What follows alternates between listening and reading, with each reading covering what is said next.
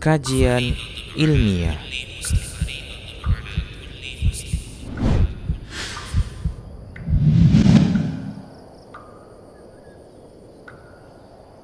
Alhamdulillahirrabbilalamin. Wassalatu wassalamu ala rasulillah ma ba'du. Para pendengar radio stream Medan Mengaji, alhamdulillah senang sekali kita bisa kembali di podcast serial Penyakit Hati. Dan alhamdulillah juga sudah bersama kita guru kita Ustaz Abu Saib Hafizahullah Ta'ala, dan yang mendampingi kita di podcast serial Penyakit Hati ada Roja.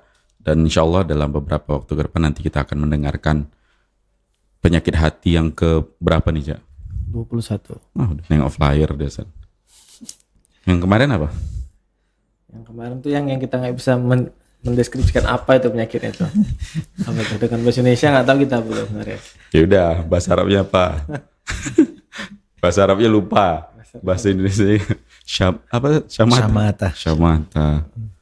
Itu apa tadi kemarin? Baperan ya? Dibilang julid gitu ya. Nggak tahu apa tuh. Itulah, jadi kalau pendengar di stream dan mengaji mau mengulang-ulang kajian kita di pekan lalu maksudnya, Penyakit Hati yang ke-20 Syamatah tadi bisa didengarkan di media sosial kita, ada di YouTube ataupun di Spotify-nya Medan Mengaji kalau sudah diupload. Dan ini yang Penyakit Hati yang ke-21, menuruti hawa nafsu. Dan nanti setelah Ustadz memaparkan faedah, seperti biasa kita persilahkan untuk pendengar radio streaming dan mengaji dimanapun Anda berada yang mau bergabung bersama kita di diskusi podcast serial Penyakit Hati ini, silahkan bisa melalui pesan WhatsApp atau SMS, juga bisa komentar di kolom komentar platform media sosial kita yang melakukan live streaming. Ustaz, Penyakit Hati yang ke-21, Ustaz, menuruti hawa nafsu. Silakan, Ustaz. Baik. Bismillahirrahmanirrahim. Assalamualaikum warahmatullahi wabarakatuh. Alhamdulillahi rabbil alamin. Wa ashhadu an la ilaha illallah wahdahu la syarikalah. Wa ashhadu anna Muhammadan abduhu wa rasuluhu la nabiyya ba'dah. Allahumma salli wa sallim ala nabiyyina Muhammad wa ala alihi wa sahbihi ajma'in. Allahumma 'allimna ma yanfa'una wanfa'na bima 'allamtana wa zidna ilman.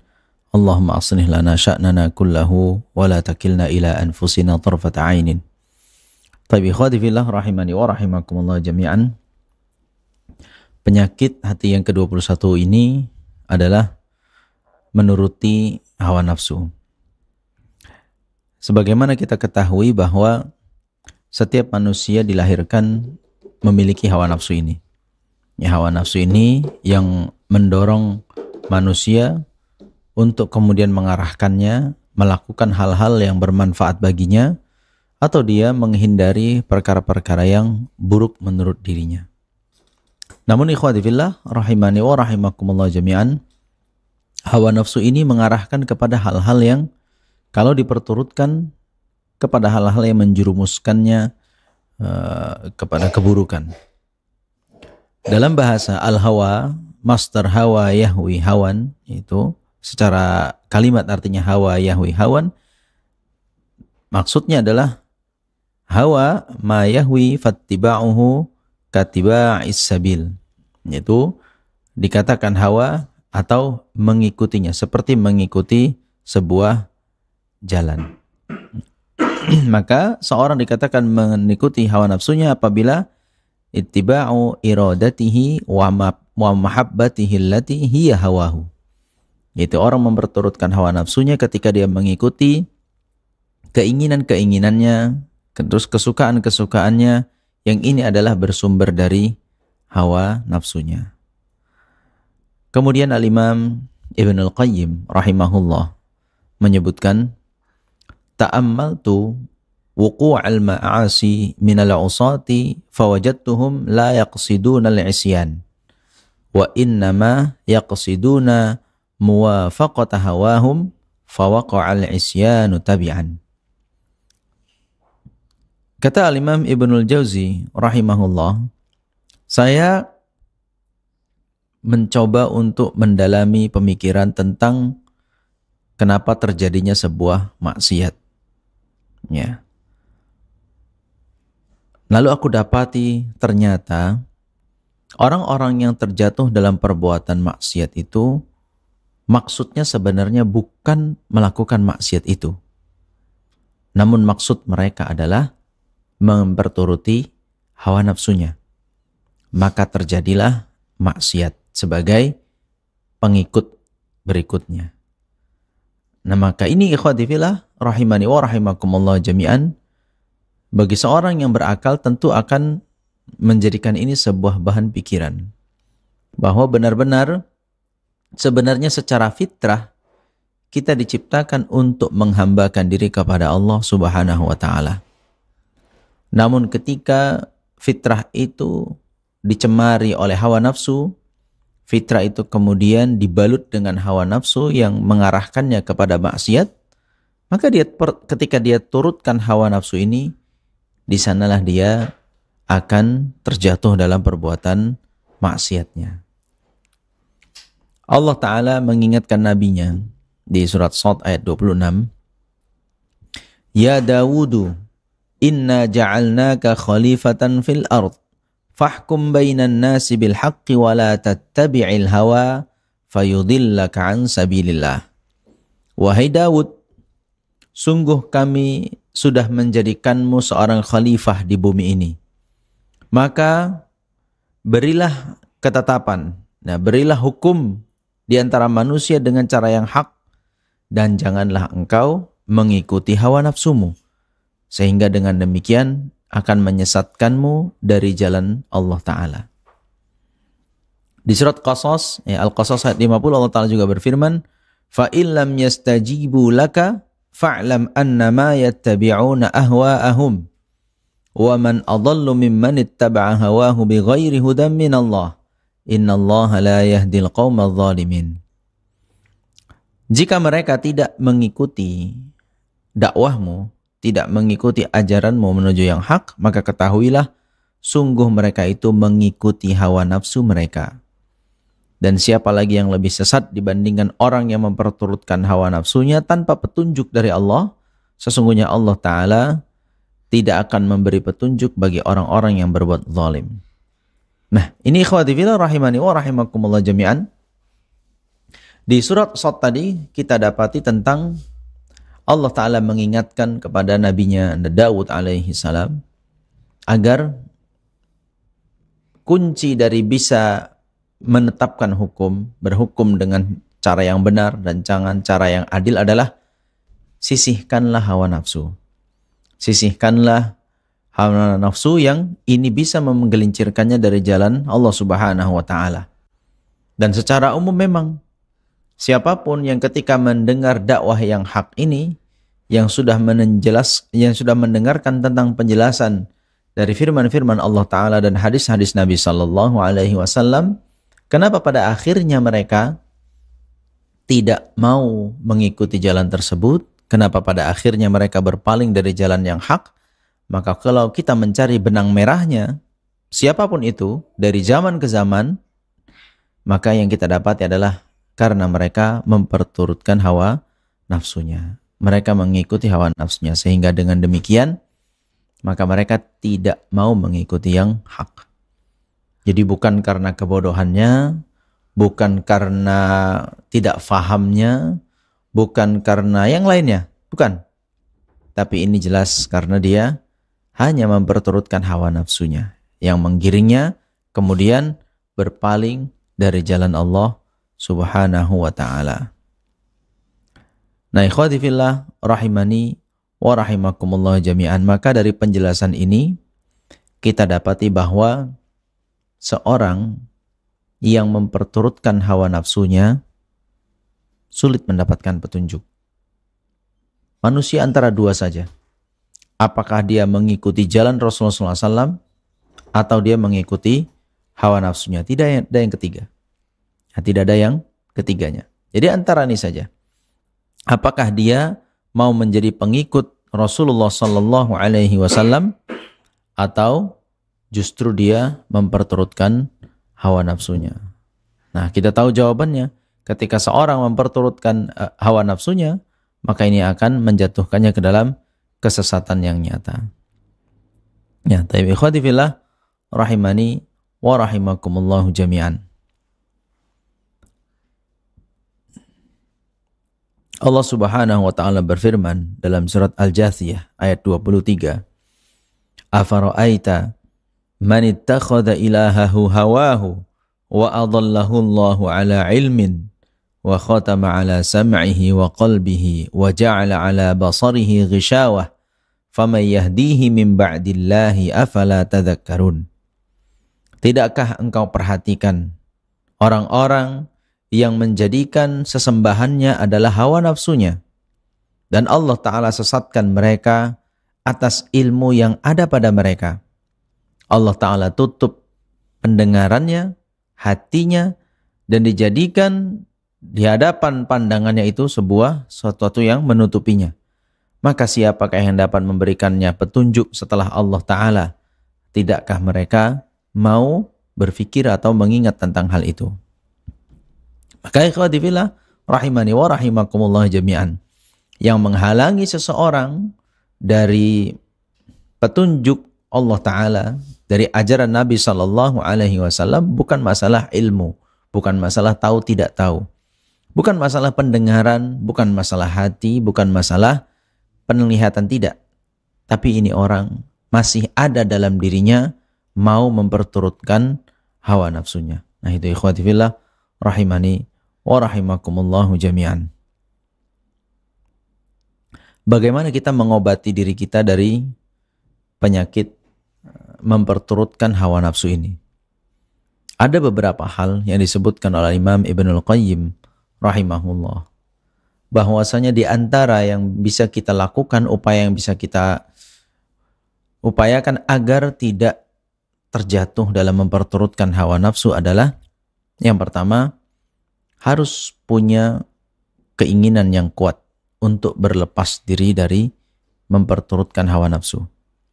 Maka kita harus bisa pilah-pilah keputusan kita, tindakan kita, yang mau kita lakukan, yang mau kita bicarakan, ini murni atas ilmu yang ada pada diri kita, atau ada di sana disusupi dengan hawa nafsu. Maka ketika kita bertekad kuat untuk membebaskan diri dari hawa nafsu itu, maka insya Allah kita akan berhati-hati dalam mendeteksi mana yang sebenarnya benar-benar murni karena Allah, mana yang memperturutkan hawa nafsu. Kemudian ikhwati fillah rahimani wa rahimakumullah jami'an, tentu dalam menghadapi yang demikian harus menguatkan sabarnya. Ya, karena memang memperturutkan hawa nafsu ada kenikmatan yang dihadapati. Ketika dia memutuskan sesuatu sesuai dengan hawa nafsunya, ada kenikmatan yang dia rasakan. Ketika dia berbicara dengan bahasa apapun itu, di sana tersematkan hawa nafsunya, ada kepuasan tersendiri. Namun ketahuilah, sesungguhnya itu adalah akan memberikan akibat yang buruk atas dirinya sendiri. Maka bersabarlah. Mungkin jiwa itu belum terbiasa memperturutkan menjauhi hawa nafsunya, sehingga dia akan merasa sulit, akan merasa tidak nyaman, akan merasa banyak hal yang hilang dari dirinya. Ya. Kemudian ikhwati fillah rahimani wa rahimakumullah jami'an, saat kita ingin memperturutkan hawa nafsu, kita ingat bahwa di balik itu ada akibat yang buruk. Betul memperturutkan hawa nafsunya akan ada kenikmatan yang dirasakan oleh jiwa kita. Namun di balik itu, naudzubillah, banyak sekali ancamannya, banyak sekali keburukannya, dan banyak sekali nanti didapati azab di sisi Allah Subhanahu wa ta'ala. Maka ini harus benar-benar cerdas dalam mengolah hal tersebut. Ya, apakah hanya ingin memperturutkan nikmat sesaat, lalu berakibat di belakang kemudian justru malah keburukan yang sangat besar. Ya, betapa misalnya Fir'aun, ya, cuma karena ingin mempertahankan kekuasaannya, cuma karena ingin menandingi Tuhannya Nabi Musa alaihi salam, lalu dia berani mengaku sebagai Rabb, ya, mengaku sebagai Tuhan, sebagai tandingan kepada Allah Ta'ala. Apa yang terjadi bagi dirinya? Ya mungkin saat dia merasa besar, saat dia merasa dianggap orang yang berkuasa di hadapan manusia, ada kenikmatan yang dia rasakan, betul. Dia menjadi orang yang berkuasa, dia menjadi seorang yang kebal hukum dan sebagainya. Namun di balik itu Setelah itu berapa lama dia menikmati itu? Kalau kemudian setelahnya penuh dengan siksaan dan siksaan. Orang-orang yang memperturutkan hawa nafsunya lalu terjatuh dalam perbuatan zina. Apa yang terjadi? Nikmatnya mungkin hanya beberapa menit, namun resiko dari perbuatan tersebut bisa berkepanjangan sampai kematian menjelangnya dan seterusnya. Nah begitu ikhwati fillah, rahimani wa rahimakumullahu jami'an. Kemudian obat yang bisa kita upayakan dalam menghindari atau menjauhi hawa nafsu ini adalah keinginan untuk menetapkan hati senantiasa dekat kepada Allah Ta'ala.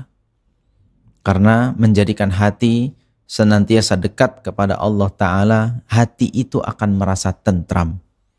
Hawa nafsu mungkin goncang. Ya, hawa nafsu mungkin goncang ketika tidak dituruti keinginannya. Namun di balik itu hati kita akan merasa tenang.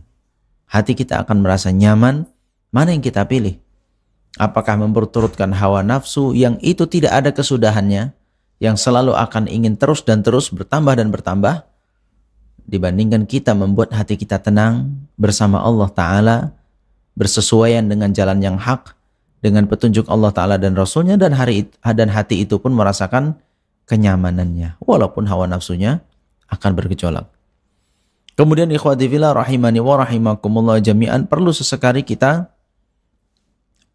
merasa bahagia ya atas kemenangan yang kita dapati seandainya kita sanggup untuk mengalahkan hawa nafsu kita. Ya, misalnya kita ingin melakukan sesuatu, ya tercampur di sana dengan hawa nafsu. Misal apa? Kita ingin bersedekah. Ya, kita ingin bersedekah. Tindakannya adalah ingin bersedekah. Lalu di sana muncul hawa nafsu yang membisikkan agar ingin dilihat orang, agar ingin dikenang orang, agar ingin diketahui orang. Nah ini kita harus bisa deteksi hal itu. Ini adalah hawa nafsu yang ingin pamer. Ini ingin dikenal orang, ingin diketahui oleh orang lain. Maka segeralah singkirkan itu. Upayakan jalan agar itu tidak terrealisasi. Upayakan jalan agar benar-benar yang tadinya ingin dilihat orang, ingin diketahui orang, kemudian menjadi tidak diketahui. Menjadi tidak satu pun yang tahu.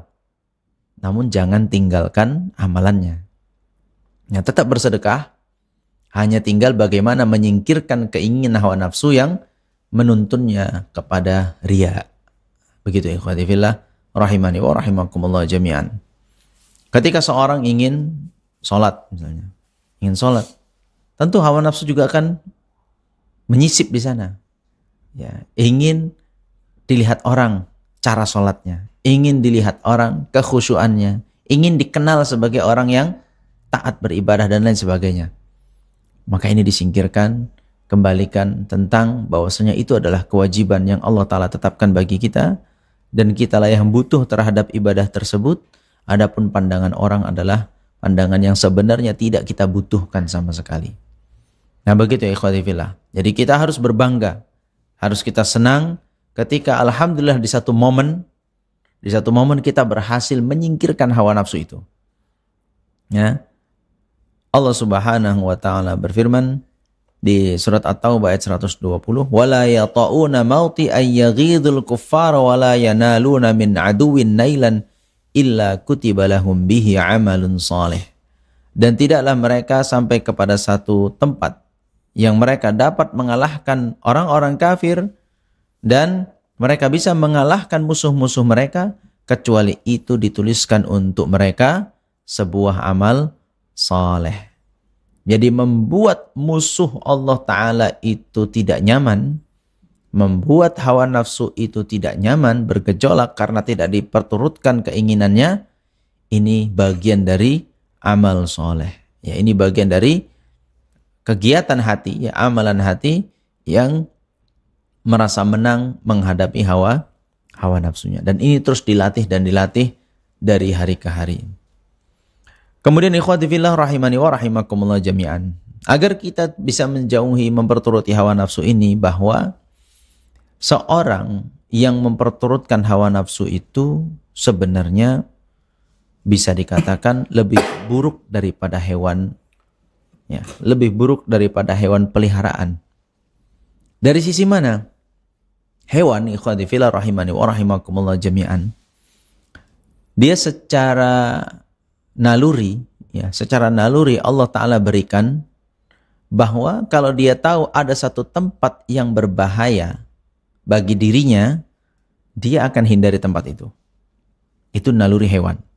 Ketika dia tahu di situ ada tempat yang berbahaya, yang dia terancam di sana, dia akan hindari.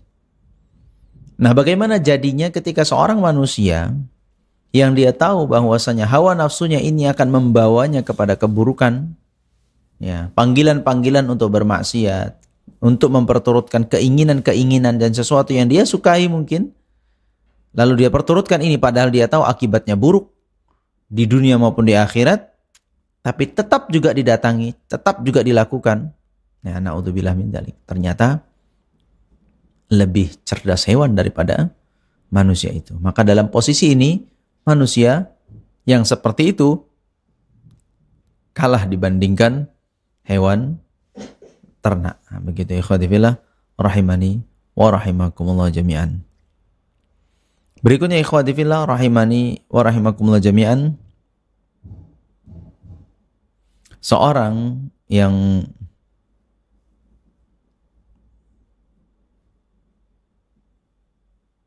memperturutkan hawa nafsunya, ini sebenarnya hanya akan merendahkan dirinya sendiri. Ya. Dia hanya akan merendahkan dirinya sendiri. Karena hawa nafsu ini kalau bercampur kepada satu amalan akan merusak. Orang yang berilmu, ya, ilmu yang tercampur dengan hawa nafsu, ujung-ujungnya masuk kepada bid'ah. Ujung-ujungnya masuk kepada kesesatan. Karena apa? Dalil dalam Al-Quran, dalil dari hadis Nabi SAW lalu dibalut dengan hawa nafsu. Sehingga melakukan hal-hal yang bertentangan dengan dalil tersebut.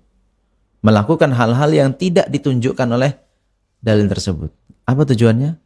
Hanya karena ingin memperturutkan hawa nafsunya. Ya. Seorang yang beramal lalu tercoreng dengan hawa nafsunya bisa merusak hawa nafsu ini menjadi riya. Ya. Hawa nafsu ini bisa merusaknya menjadi amalan yang riya. Seorang ketika menghukumi sesuatu, apakah dia menjadi seorang hakim atau dia menetapkan sesuatu, ketika dicampuri dengan hawa nafsu, dia akan terjatuh kepada kezaliman. Ya. Kalau dalam pembagian, maka ini pembagiannya bisa menjadi pembagian yang tidak adil dan lain sebagainya. Ikhwati fillah rahimani wa rahimakumullah jami'an. Maka keberadaan hawa nafsu dalam satu perbuatan, dalam satu tindakan, ini hanya akan memperburuk, ya, akan memberi perhiasan buruk kepada perbuatan tersebut. Nah, ini harus diingat, ya, karena kalau kita turuti hawa nafsu ini hanya akan merusak saja. Berikutnya ikhwati fillah rahimani wa rahimakumullah jami'an, yang bisa kita upayakan untuk menjauhi hawa nafsu ini adalah Allah Subhanahu wa taala mengumpamakan orang-orang yang memperturutkan hawa nafsunya dengan hewan-hewan yang buruk. Contoh di surat Al-A'raf ayat 176. Allah Ta'ala berfirman, "Walakinnahu akhlada ilal ardi wattaba'a hawah, famathaluhu kamathalil kalbi." Akan tetapi dia menetapkan di bumi, ya, kepada bumi dan memperturutkan hawa nafsunya. Maka permisalan bagi orang-orang yang demikian itu seperti anjing, ya. Di dalam ayat lain disamakan seperti himar, ya, seperti keledai. Di surat Al-Muddathir ayat 50, ka'annahum humurum mustanfirah. Mereka itu diumpamakan seperti himar atau seperti keledai yang berlarian. Dan hati orang-orang yang memperturutkan hawa nafsunya disamakan, ya, dirubah wajahnya oleh Allah Ta'ala menjadi kera, menjadi babi terkadang. Nah, begitu ikhwati fillah rahimani wa rahimah. Ini yang sejarah yang ada pada orang-orang sebelum kita. Bagaimana Allah Ta'ala jadikan mereka buruk, ya, diperumpamakan dengan perumpamaan yang buruk karena memperturutkan hawa nafsu tersebut. Kemudian perhatikan sabda Nabi Shallallahu Alaihi Wasallam yang menjelaskan tentang 7 orang yang akan mendapatkan naungan dari Allah Ta'ala pada hari di mana tidak ada naungan kecuali naungan dari Allah Ta'ala. Ketujuh-tujuhnya ini faedah benang merah dari semuanya adalah ketika mereka mampu memerangi hawa nafsunya. Ya, seorang pemimpin yang adil, bagaimana dia bisa adil? Ketika dia mampu menyingkirkan hawa nafsunya saat menghukumi sesuatu. Seorang pemuda yang taat beribadah di usia mudanya, bagaimana dia bisa demikian? Karena dia menyampingkan hawa nafsunya. Usia mudanya dia gunakan untuk beribadah kepada Allah Ta'ala. Pemuda yang senantiasa hatinya terikat dengan masjid. Kenapa? Karena dia kesampingkan keterikatan hawa nafsunya kepada yang lainnya. Sehingga dia paksa dirinya, dia biasakan dirinya untuk terikat dengan masjid. Orang-orang yang bersedekah sehingga sampai tidak diketahui apa yang dikeluarkan oleh tangan kanannya, tangan kirinya tidak tahu akan hal itu. Bagaimana ini? Karena dia sanggup untuk memerangi hawa nafsunya yang senantiasa ingin mengajaknya kepada riya. Ya. Bagaimana seorang lelaki yang saat dia sudah berada di hadapan wanita yang cantik jelita, namun dia tolak karena takut kepada Allah Ta'ala. Kenapa bisa demikian? Karena dia mengesampingkan hawa nafsunya. Nah begitu ikhwati fillah rahimani wa rahimakumullah jami'an. Maka siapapun kita yang sanggup memerangi hawa nafsunya, yang sanggup mengesampingkan hawa nafsunya, berjalan di atas petunjuk Allah Ta'ala dan Rasulnya, dia yang akan mendapatkan keutamaan besar. Orang-orang seperti inilah dia yang akan mendapatkan keutamaan besar di sisi Allah Ta'ala. Maka kita camkan diri kita terhadap surat Al-Ankabut ayat 69. Allah Ta'ala di sana berfirman, وَالَّذِينَ جَاهَدُوا فِينَا لَنَهْدِيَنَّهُمْ subulana. Orang-orang yang bersungguh-sungguh dalam jalan kami, orang-orang yang bersungguh-sungguh dalam menempuh jalannya menuju surga, sungguh kami akan berikan dia petunjuk terhadap jalan-jalan kami yang bisa membawanya menuju surga. Maka kita memohon kepada Allah Ta'ala kesungguhan ini. Kita mohon kepada Allah Ta'ala kemampuan ini untuk bisa kita menghindarkan diri ini terjatuh dalam memperturutkan hawa nafsu. Sehingga dengan demikian apapun posisi kita, apapun jadinya kita, apapun yang kita ucapkan, apapun yang kita putuskan, apapun yang kita lakukan, tidak terkontaminasi dengan hawa nafsu, dan itu benar-benar berlaku sesuai dengan ilmu yang ada pada kita. Ya, mudah-mudahan dengan demikian Allah Ta'ala jadikan kita orang-orang yang terdepan di dalam ketakwaan kepada Allah Ta'ala. Demikian ya penyakit hati memperturuti hawa nafsu. Mudah-mudahan Allah Ta'ala lindungi kita dari penyakit ini. Aqul qouli hadza wa astaghfirullah li wa lakum innahu huwal ghafurur rahim. Masya Allah, jazakumullah khairan Ustaz. Dan kita berikan kesempatan ke pendengar Radio Stream Medan Mengaji yang mau bergabung bersama kita di podcast serial Penyakit Hati kali ini, bisa memberikan pertanyaan yang melalui pesan WhatsApp atau SMS, juga bisa komentar di kolom komentar platform media sosial kita yang melakukan live streaming. Atau Rojak dulu, Jak. Ada Jak pertanyaan, Jak? Ana, ada aja. Ada aja ya yang ada mau ditanya. Nanya langsung. Tanya aja. Bismillah. Ustaz, ini Ana nanya hawa nafsu ya Ustaz ya. Tapi kita nggak bisa minta ya, maksudnya hawa nafsu tuh nggak bisa ada. Contoh kan hawa nafsu kan kalau kita ikutin kan pasti menuju ke maksiat kan. Tapi kalau kita minta doa sama Allah hawa nafsu dihilangkan nggak mungkin juga kan. Karena takut kita menjurus asik maksiat aja. Caranya gimana nih ya? Biar hawa nafsu yang ikut maksiat terus. Kalau hawa nafsu ini ikhwati fillah rahimani wa rahimakumullah jami'an dihilangkan, enggak. Karena itu yang membuat kita ada keinginan untuk makan. Oke. Ada keinginan kita untuk berpasangan, keinginan kita untuk ya bekerja. Hawa nafsu ini yang menggiring ke sana. Makanya yang dicela di sini adalah memperturutkan hawa nafsu yang tidak sesuai dengan petunjuk Allah Ta'ala dan Rasulnya. Kalau hawa nafsu itu bersesuaian, misalnya kita terhadap makan makanan yang halal, silahkan. Hawa nafsu kita ingin meminum minuman yang halal, silahkan. Ingin menikah dengan wanita-wanita yang dianjurkan, silahkan. Nah ini adalah hawa nafsu yang sejurus dengan petunjuk Allah Ta'ala dan Rasulnya. Nah yang dilarang tadi yang kita bahas adalah yang kemudian ingin memalingkan kita dari itu semua. Ya, karena ini semua akan terbalut dalam waktu yang bersamaan. Satu sisi kita ingin makan makanan yang halal, terkadang kita digoda juga dengan makanan yang haram. Coba cicip itu kan, mana tahu enak itu kan, sikit ajanya, nggak masalah, macam-macam itu kan. Minuman juga begitu, dan lain sebagainya. Maka ini adalah yang kita hindari. Maka tidak benar kalau kita sampai harus, ya Allah hilangkan saja hawa nafsuku ini sekalian. Jadi apa kita? Jadi apa? Betul-betul manusia yang Gak punya gairah. Gak punya apa-apa. Senang biar diambil aman ya, biar ibadah aja lah nih gitu ya. Gak juga gitu kan. Artinya karena pada kenyataannya hawa nafsu itu kalau kita pandai mengolahnya, banyak menghasilkan pahala. Gitu. Karena kita arahkan misalnya hanya konsumsi yang halal saja, bisa menghasilkan pahala bagi kita. Berhubungan suami istri menghasilkan banyak pahala bagi kita. Dan lain sebagainya gitu kan. Yang tidak boleh memperturutkan kepada yang buruk-buruknya. Ini yang akan merusak kita kalau kita perturutkan. Jadi banyak hal itu ya, banyak hal. Misalnya enggak juga kan ketika kita mendengar kajian tentang buruknya lisan misalnya. Wah, lisan itu bisa menyebabkan dosa ini, dosa itu, bahkan bisa memasukkan orang ke dalam neraka. Lalu kita putuskan, ya Allah, bisukan aku aja gitu kan nggak betul juga. Wah, apa betul nanti kalau bisu kemudian terbebas dari itu semua? Nggak juga, karena faktanya dengan lisan pun kita bisa banyak meraih pahala di sisi Allah Ta'ala. Jadi yang penting ini adalah itu tadi, kita sadari penyakit itu, yaitu memperturutkan hawa nafsu yang buruk ini, sehingga kemudian hari kita bisa bersikap.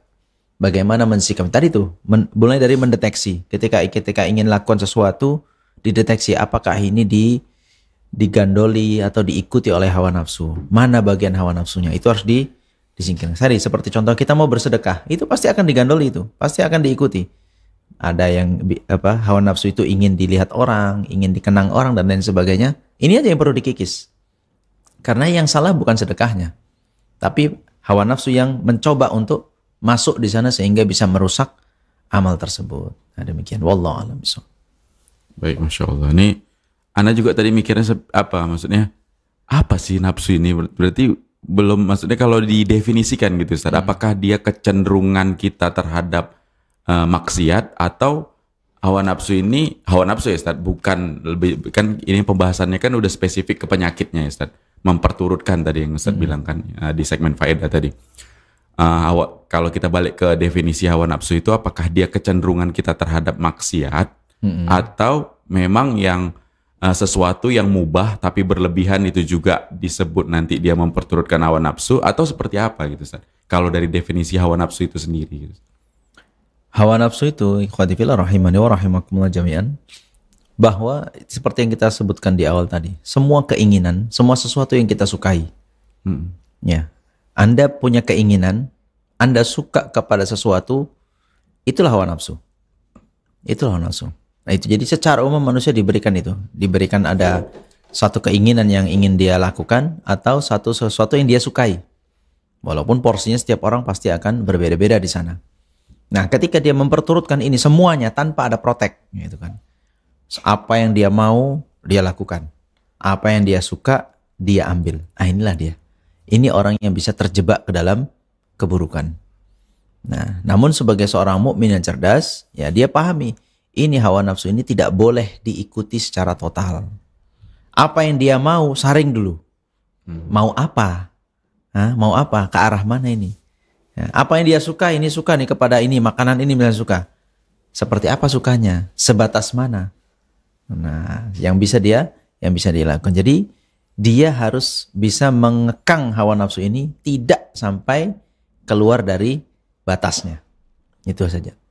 Kira-kira begitu. Jadi itu hawa nafsu itu makanya nggak bisa dihilangkan. Karena kita semua pasti punya keinginan, kita pasti punya sesuatu yang kita sukai. Nah, cuma kita yang harus kita bisa pilah-pilah. Ya, semampu dengan ilmu yang Allah Ta'ala berikan kepada kita, di sini harus bisa pilah-pilah. Ini hawa nafsu yang benar, ini hawa nafsu yang salah. Ya sama, hawa nafsu kita misalnya seperti yang dikatakan Nabi SAW saat Nabi katakan bahwasanya bahkan wa fi bud'i ahadikum shadaqah. Kalian menggauli istri kalian itu juga dihitung sedekah. Nah, itu kan di situ Nabi SAW memberikan garisannya. Mana yang nafsu yang benar, mana yang salah. Ya, ketika Anda menggaulinya, ya, Anda melakukan perbuatan itu, sesuatu yang tidak dihalalkan, bukankah itu akan terjadi dosa besar? Iya. Namun dia memilih untuk menikah dengan pasangan yang sah, lalu melakukan hal yang sama, namun itu mendapatkan pahala. Nah, di sini dia titik kronisnya di sana. Perbuatan yang sama, tapi bisa di satu sisi mendapatkan pahala, di satu sisi mendapatkan dosa. Tinggal bagaimana hawa nafsu ini dikendalikan. Kalau dikendalikan kepada yang dilarang oleh Allah Ta'ala, maka jatuhnya kepada dosa. Kalau dibawa kepada yang Allah Ta'ala bolehkan, maka jatuhnya kepada mendapatkan pahala. Demikian. Wallahu a'lam bishawab. Baik, lagi-lagi kalau kita mau tahu atau kita mau memfilter atau menyaring hawa nafsu itu masuknya ke sesuatu yang dibolehkan atau tidak dibolehkan, ilmu lagi ya Ustaz. Baliknya ke situ lagi ya Ustaz. Iya. Harus belajar lagi Ustaz. Cuma intinya seperti itu ya Ustaz. Memang seperti yang kita katakan tadi, sekalipun mungkin secara ilmu kita terus masih berupaya menggalinya, mendalaminya, namun sebagaimana sering kita dengar, kullu mauludin yuladu 'alal fitrah.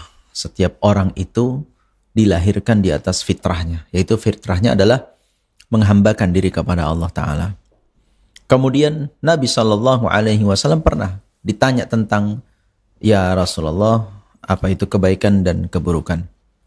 Maka Nabi SAW menjawab dengan hal yang simpel, sal domirak. Ya, kebaikan itu adalah yang membuat hatimu tenang. Matma'anna ilaihil qalbu, yaitu sesuatu yang membuat hatimu tenang. Lalu perbuatan dosa itu apa? Yang kamu itu malu jika perbuatan itu diketahui oleh orang lain. Nah, ini kaidah umum. Berilmu nggak berilmu. Ini kaidah umum. Artinya dengan fitrah yang kita bawa saat lahir, hal ini yang paling simpel untuk memberikan kita bekal. Apakah kita melakukan itu? Apakah kita mengatakan itu? Apakah kita memutuskan itu? Hati kita merasa tenang?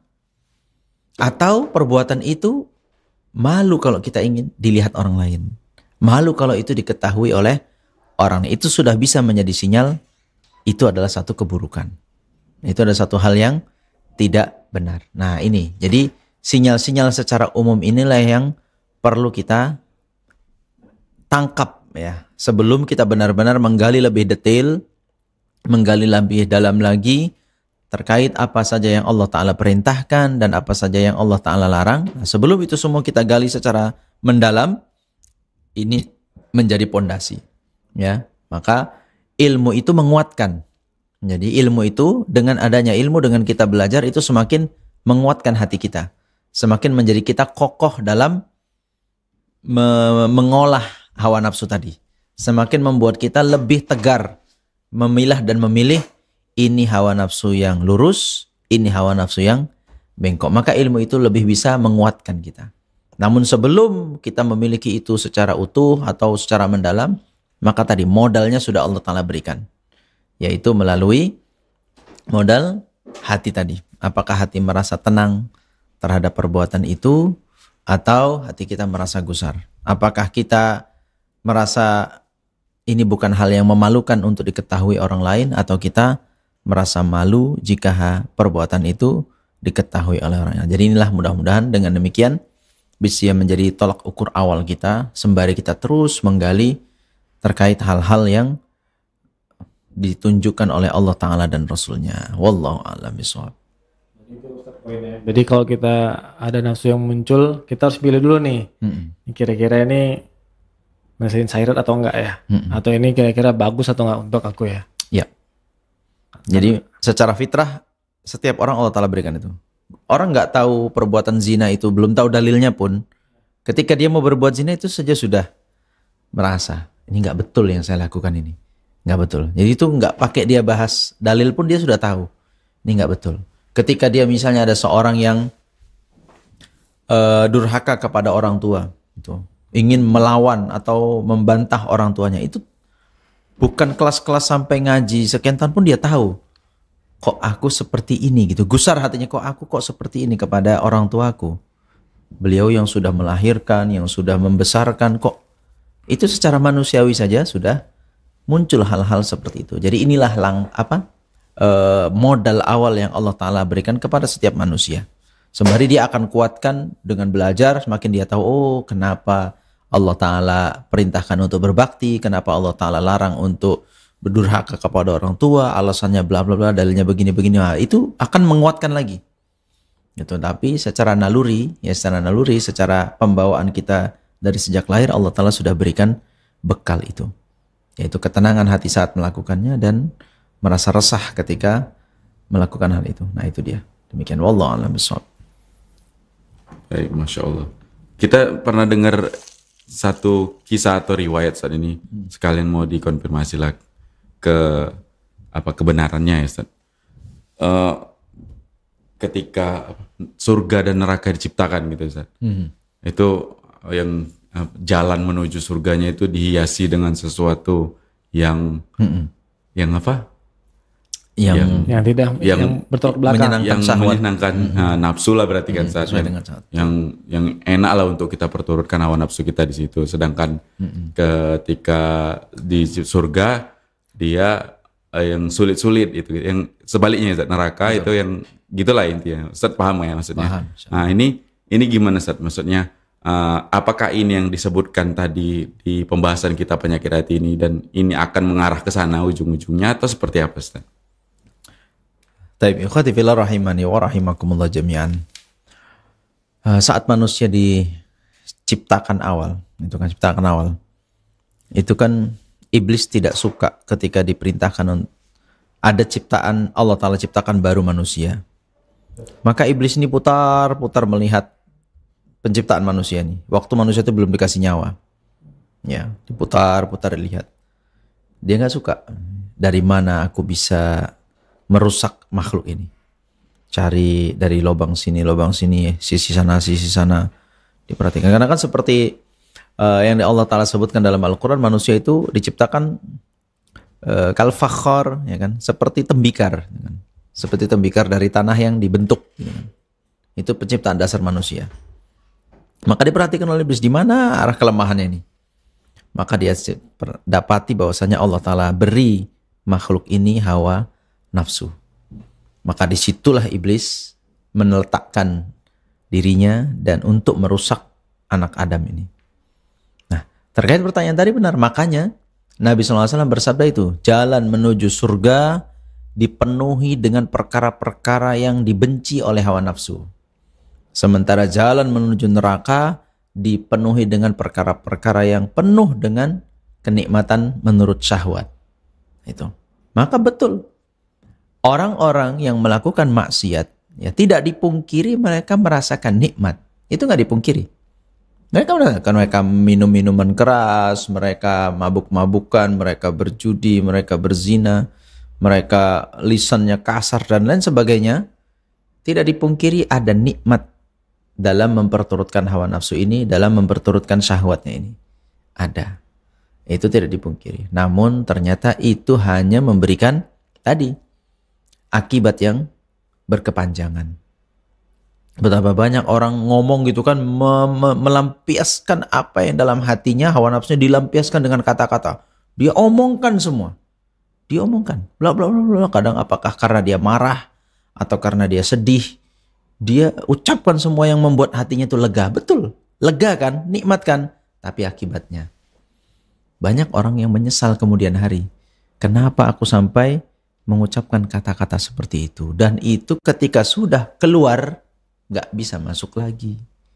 Orang-orang yang tersakiti, orang-orang yang kemudian tidak terima dengan kalimat-kalimat itu akan menghujam di hati mereka tanpa mungkin bisa dicabut lagi. Yang ada apa? Penyesalan. Ya, kesalahan yang terus berkepanjangan. Belum lagi nanti pertanggungjawaban di hadapan Allah Ta'ala. Apalagi kalimat itu mengandung kalimat-kalimat yang bisa menjerumuskan ke dalam neraka. Nah, na'udzubillah min dzalik. Itu cuma melampiaskan keinginan sana. Alangkah baiknya ketika dia apakah sedang marah ataupun dia sedang sangat sedih, dia tetap kontrol. Ya, tetap kontrol. Sedihnya mungkin gak bisa dihilangkan. Amarahnya mungkin tidak 100% bisa dia hilangkan. Tapi minimal dia bisa kontrol. Lisannya itu akan berbicara apa. Dia akan bertindak seperti apa. Ya, sehingga ini bisa meredam hal-hal yang tidak diridhoi oleh Allah Ta'ala. Nah itu maka ikhwati fillah rahimani wa rahimakumullah jami'an. Maka tadi tuh faedah yang bisa kita dapatkan, 7 orang yang dinaungi oleh Allah Ta'ala pada hari di mana tidak ada naungan kecuali naungan dari Allah Ta'ala. Itu semua orang-orang yang hebat dalam memerangi hawa nafsunya. Itu orang-orang yang hebat dalam memanage, menjadikan hawa nafsunya itu hanya untuk hal-hal yang dicintai Allah Ta'ala saja. Menjadikan hawa nafsunya diarahkan kepada perkara-perkara yang mendatangkan kecintaan Allah Ta'ala. Lalu dia menghilangkan, mengesampingkan ajakan-ajakan hawa nafsu yang arahnya dimurkai oleh Allah Ta'ala, yang arahnya membawa kepada neraka. Maka jalannya kan 2, ya kan? Mengikuti Rasulullah SAW adalah jalan menuju surga, mengikuti hawa nafsu adalah jalan menuju neraka. Silakan. Kita diberi pilihan di dunia ini. Ya, selama hidup ini kita diberikan pilihan. Mau pilihan yang mana? Kalau mengikuti jalan Nabi SAW, maka kesampingkan hawa nafsu. Nggak akan mungkin ini berjalan bersamaan. Nggak mungkin. Kalau Anda ingin menjadi pengikut Rasulullah SAW menuju surganya Allah Ta'ala, maka kesampingkan hawa nafsu itu. Perangi dia. Sabar di atas hal itu. Dan terus diawasi agar jangan sampai merusak amalan kita. Tapi kalau pilihan Anda dan neraka, silahkan. Turutkan saja hawa nafsu itu. Lakukan maksiat. Apapun yang ingin Anda katakan, katakan. Apa yang ingin Anda lakukan, lakukan. Apa yang Anda suka, ya ambil semua. Terserah Anda. Tapi ingat, ya, akibat dari itu semua sangat-sangat pedih. Sangat-sangat menyakitkan dan penyesalan yang sangat mendalam nanti pada akhirnya. Maka mending kita sabar dalam kehidupan ini. Perhatikan hawa nafsu yang mengajak kita kepada keburukan itu kita singkirkan. Hingga akhirnya kita kembali kepada Allah Ta'ala. Kemudian kita tinggal meraih nikmat yang ada di sisi Allah Ta'ala di surga. Demikian, wallahu a'lam bishawab. Baik, Masya Allah. Jazakumullah khairan Ustaz atas jawabannya. Ja, ada Ja? Udah dapat poinnya itu. Udah dapat poinnya. Masya Allah. Dapat lah. Ustaz, ada satu pertanyaan di WhatsApp, kita baca Ustaz. Kalau kita ingin makan sesuatu karena ingin memberikan hadiah kepada diri sendiri atas pencapaian yang sudah diraih, apakah termasuk mengikuti hawa nafsu, Ustaz? Taib. Memberi makan, Ingin makan sesuatu, ya, dalam rangka menghadiahi diri sendiri saat meraih sesuatu. Ini banyak yang menimbulkan pertanyaan baru itu. Makannya makan apa? Kemudian sesuatunya itu yang dia raih itu apa? Gitu. banyak yang terikat kaitannya. Iya, ya kalau artinya misalnya kalau Kita makan asumsikan semuanya halal berarti ya, Ustaz? halal lah. Kalau makan halal terserah itu kan, itu insya Allah silahkan, itu hal yang mubah. Bahkan kalau kita niatkan makan yang halal ini sebagai konsumsi untuk menguatkan tenaga kita saat beribadah kepada Allah Ta'ala, maka makan makanan ini dihitung sebagai bagian dari ibadah itu. Kemudian untuk menghadiahi diri dalam meraih sesuatu, ya katakanlah misalnya dia berhasil melakukan qiyamul lail, gitu kan, yang biasanya suka update status tengah malam, yang biasanya mungkin sok bangun-bangun nih kawan-kawan, aku udah bangun duluan ini, dan lain sebagainya lah gitu ya. Nah kali ini karena sudah mengerti, waduh itu hanya hawa nafsu saja, pengen dikenal orang. Nah malam ini saya nggak mau, saya mau murni sholat, nggak ada yang tahu, sholatnya di kamar, HP ditinggal, mau baca Quran sudah. Setelah itu saya coba tes 1 bulan, ada nggak saya ceritakan ibadah ini. Ya karena kan amalan itu bukan hanya ketika melakukan saja, setelah melakukan masih bisa tahan nggak? Tes coba sebulan, sanggup nggak untuk tanpa membicarakannya sama sekali, melupakannya begitu saja. Wah, mungkin kalau seperti ini silahkan. Artinya alhamdulillah. Namun ya tidak ada hadiah yang paling berharga untuk hal seperti itu melainkan syukur kepada Allah Ta'ala. Tidak lagi, hanya pujian kepada Allah Ta'ala. Makanan ya sekalian, silahkan kalau mau ditambahi, tapi ngeri juga kalau bawaannya mau diinget-inget aja gitu kan juga ngeri juga ya. Ya sudah. Ketika Anda berhasil melakukan itu, melewatinya, tanpa seperti biasanya tadi ya, kita katakan biasanya suka pamer ini dan itu, kali ini tidak, semua itu dinafikan yang memperturutkan hawa nafsu. Ya hadiah terbaik adalah sebenarnya syukur kepada Allah. Alhamdulillah, tidak ada lain. Bersyukur kepada Allah Ta'ala sudah diberikan petunjuk seperti itu, dan mudah-mudahan dengan demikian menyusul amal-amalan yang lain kita lakukan dengan murni karena perintah Allah Ta'ala semata. Nah, begitu ya ikhwati. Tapi ala kulli hal ini memberi hadiah untuk harus prestasi yang disampaikan itu masih umum sekali ya. Perkaranya masih umum sekali. Wallahu a'lam bishawab. Baik Ustaz, jazakumullah khairan Ustaz atas penjelasan, bimbingan dan arahannya. Mungkin kita cukupkan Ustaz sampai di sini podcast serial penyakit hati kali ini, di penyakit hati yang ke-21, memperturuti hawa nafsu. Tapi mungkin sebagai kesimpulan Ustaz di pertemuan kali ini Ustaz, tadi Ustaz juga udah sebutkan sedikit di pertanyaan kita atas jawabannya tentang sesuatu atau hawa nafsu yang bisa kita kontrol, atau hawa nafsu yang cenderungnya itu kepada sesuatu yang baik, bukan hawa nafsu kepada yang buruk-buruk. Ini sesuatu yang dia bisa diupayakan atau diikhtiarkan. Bagaimana cara upayanya tadi gitu, mengikhtiarkannya, atau ini sesuatu yang memang karomah atau mukjizat gitu ya Ustaz, yang memang murni karunia Allah dari sononya gitu Ustaz, nggak bisa diupayakan, atau seperti apa Ustaz? Silakan Ustaz sebagai penutup Ustaz. Taib ikhwati fillah rahimani wa rahimakumullah jami'an. Tentu kita sadar bahwa kita ini makhluk yang sangat lemah. Ya, makhluk yang sangat lemah. Jangankan menghadapi orang lain, ya, menghadapi diri kita sendiri pun terkadang kita kelabakan. Artinya hawa nafsu itu sumbernya dari mana? Dari diri kita sendiri. Ajakan untuk memperturuti hawa nafsu itu sumbernya dari mana? Dari diri kita sendiri. Ternyata dengan ini kita lebih menyadari betapa lemahnya diri kita. Ya. Tidak usah jauh-jauh kita melawan orang ini dan itu, siapa ini dan itu. Tapi ternyata kita untuk mengendalikan diri kita sendiri pun terkadang tidak bisa. Justru banyak orang dikendalikan oleh hawa nafsunya. Banyak orang dikendalikan oleh syaitan melalui hawa nafsunya. Maka tentu pertama adalah minta kekuatan dari Allah Ta'ala. La haula wa la quwata illa billah. Bahwasanya kekuatan kita untuk bisa melawan hawa nafsu yang itu ada pada diri kita sendiri pun kita mohon bantuan dari Allah Subhanahu wa Ta'ala.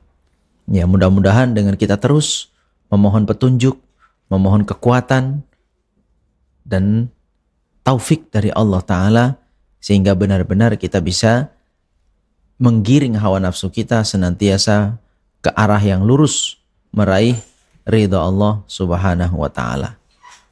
Kemudian ikhwati fillah rahimani wa rahimakumullah jami'an, yang berikutnya adalah tadi seperti yang kita sudah ungkapkan, mari untuk kemudian menyadarkan diri kita tentang hakikat sebenarnya.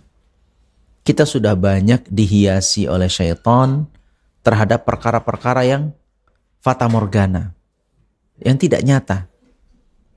Seperti tadi yang kita katakan, syaitan menggambarkan kepada kita saat kita memperturutkan hawa nafsu itu seolah-olah mendapatkan kepuasan, seolah-olah mendapatkan sesuatu yang lega, ya, seolah-olah meraih sesuatu yang benar-benar dicari-cari selama ini. Itu gambaran dari syaitan. Namun kabur pandangan kepada kita tentang akibat buruknya. Ya betul, di waktu itu kita akan mendapatkan sedikit kebahagiaan, sedikit kelegaan, kenyamanan. Tapi na'udzubillah, setelahnya azab yang begitu. Nah, hakikat ini yang perlu kita ingatkan terus pada diri kita. Ya, hakikat ini. Jadi jangan terpukau dengan janji-janji syaitan yang menyatakan itu nikmat, itu enak. Sementara mungkin hanya sesaat.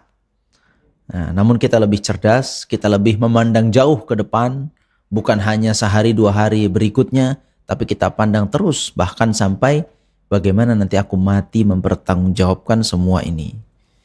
Nah, mudah-mudahan dengan demikian bisa menguatkan kita untuk mengendalikan hawa nafsu kita. Ya, setelah tadi mudah-mudahan pertolongan dari Allah Ta'ala, dan kita pun dengan jeli menilai setiap apapun yang kita lakukan itu benar-benar mempertimbangkan apakah ada sisi yang disusupi oleh hawa nafsu sehingga harus kita perbaiki hal itu. Mudah-mudahan dengan demikian Allah Ta'ala kuatkan kita untuk meraih ketakwaan kepadanya dan dijauhkan dari kita penyakit memperturuti hawa nafsu. Demikian aqulu qauli hadza wa astaghfirullah li wa lakum innahu huwal ghafurur rahim. Amin. Baik Ustaz, jazakumullah khairan Ustaz atas penjelasan bimbingan dan arahannya. Dengan demikian berakhir sudah podcast serial penyakit hati kali ini. Mudah-mudahan apa yang kita sajikan bermanfaat, tentunya untuk kami pribadi juga untuk Anda dimanapun Anda berada. Itu ya, jadi jangan minta dicabut nafsunya. Nanti gak selera minum kopi. Karena gitu kan, daripada aku buat dosa itulah cabut nafsunya. Nanti bisa-bisa gak punya apa-apa ya Ustaz. Dosa mata banyak kali nih. Cabut aja lah mata nih. Betul, kayaknya bisa kontrol juga kayaknya. Nih tangan nih asik ngetik apa-apa jadi status nih. Baik, ini ternyata ini lebih ke kontrolnya ya Ustaz. Mengontrol dari mengelola ya Ustaz. Mengelola. Dan kaedahnya tadi ketika ingin memperturut hawa nafsu, berarti pemahaman sebaliknya kita harus bisa menyelisihi ya. Ya. Menyelisih, dan syariat yang kita ketahui yang kita udah sama-sama pelajari juga dari ustaz-ustaz kita, syariat Islam ini kan sifatnya preventif ya Ustaz. Mencegah. Dan ketika kita ingin memperturutkan hawa nafsu yang mungkin di satu kemaksiatan, tentu itu ada solusinya yang ditawarkan dari syariat kita. Betul. Seperti tadi yang Ustaz sebutkan di contoh, ketika ada kecenderungan syahwat untuk berzina, ada nikah sebagai solusinya gitu. Ya. Baik Ustaz, jazakumullah khairan Ustaz, dan mudah-mudahan apa yang kita sajikan ini bermanfaat tentunya untuk kami pribadi juga untuk Anda dimanapun Anda berada. Bagi yang ingin mendengarkan ulang kajian-kajian atau podcast-podcast serial penyakit hati bisa didengarkan kembali di media sosial kita di Medan Mengaji ataupun di YouTube-nya ataupun di Spotify. Baik, mewakili kru yang bertugas kami pamit, kita tutup dengan doa kafaratul majelis. Subhanakallahumma wa bihamdika asyhadu an la ilaha illa anta astaghfiruka wa atubu ilaik. Salam.